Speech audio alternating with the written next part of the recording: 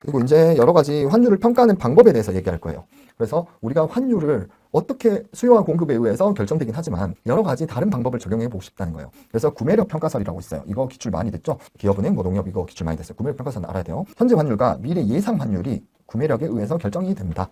물가가 신축적인 장기의 환율의 움직임을 잘 설명해주는 이론이다. 우리 물가는 장기일 때 신축적이라 그랬죠. 그래서 우리 학파별로 할 때도 장기로 가면 물가 예상이 완벽하다 그랬어요. 그래서 장기로 갈수록 신축적이고 완벽하게 그 물가를 찾아낼 수 있다는 얘기예요. 그래서 절대적 구매력 평가설, 일물일가의 법칙, 국제적으로 일물일가의 법칙이 성립한다는 가정. 그러니까 우리나라든 미국이든 그 물건에 대해서는 가격이 똑같다는 거예요. 한 가지 물건에 대해서 한 가지 가격이 있다는 거예요. 일물일가의 법칙이라는 거는 한 가지 물건에 대해서 한 가지 가격만 존재한다.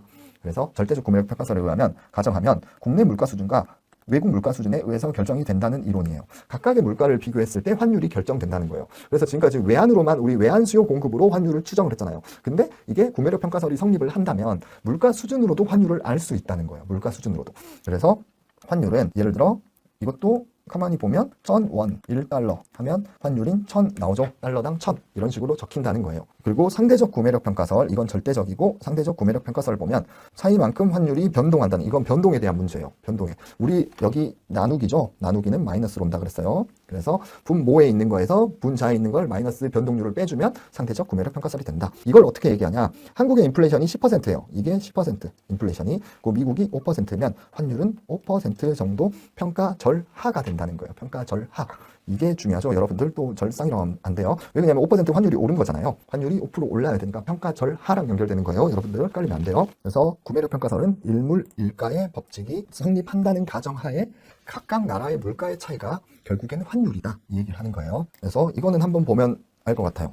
빅맥을 한국에서 3,000원이고 미국에서 3달러래요. 그러면 현물이 현재죠. 현재는 1달러에 1,000원이라는 얘기예요. 물가를 비교한 거죠. 지금 외환이 전혀 들어온 게 아니에요. 그냥 물가만 비교한 거예요. 근데 1년 동안 한국이 인플레이션율이 20%고 미국이 10%래요. 그러면 1년 후에 환율이 어떻게 변할까 물어보는 거예요. 그러면 이런 거죠. 현물 환율인 1,000원 곱하기 1 플러스 외국 인플레이션 10% 그리고 1 플러스 자국 인플레이션 20% 계산하면 이 금액이 나온다는 거예요. 아시겠죠? 이런 식으로 물가 상승률, 물가로 인해 환율을 추정해내는 거예요. 그래서 꼭 제일 중요한 게 일물일가의 법칙이 아니면 이게 성립할 리가 없죠. 여러분들. 그래서 일물일가의 법칙이 존재한다. 그래서 빅맥이라는 거는 우리나라건 미국이든 똑같은 가격에 의한다. 그걸 나눠줬을 때 환율이 나온다. 이렇게 생각하시면 돼요.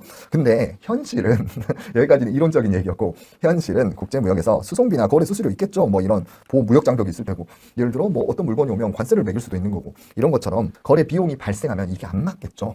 예를 들어 TV를 생각해봐요. TV 우리나라 100만 원.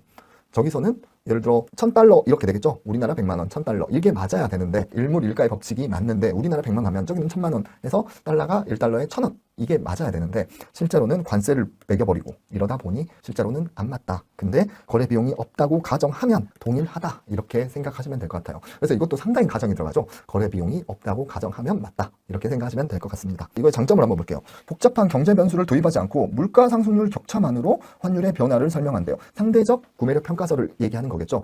우리 경제 변수가 엄청나게 많잖아요. 그걸로 환율을 추정하는 게 아니라 그냥 물가 상승률, 우리나라 10%, 미국 5%, 그러면 환율이 5% 오르겠구나. 이런 식으로 이해력 정도를 높일 수 있다. 그리고 단기적인 거는 설명을 잘 못하지만 장기적인 추세는 비교적 설명이 높다. 왜 그런다 그랬어요? 장기로 갈수록 가격이 신축적이라는 거예요.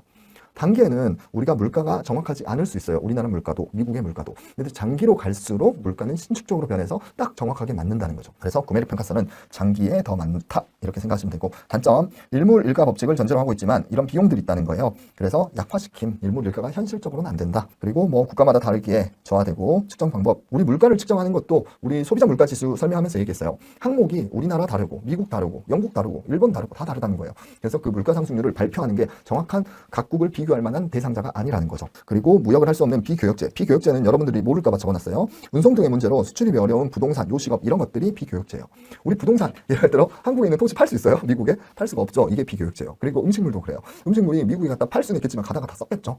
그래서 그런 것들이 있다면 성립하지 않음. 그래서 교육제의 경우에도 완전하게 동질하지 않기에 현실적으로는 성립이 힘들다. 하지만 이론적으로 공부하기도 편하고 장기에는 신축적이기 때문에 추정하기가 좋다. 이런 정도로 구매력 평가설을 여러분들이 알면 될 것 같아요.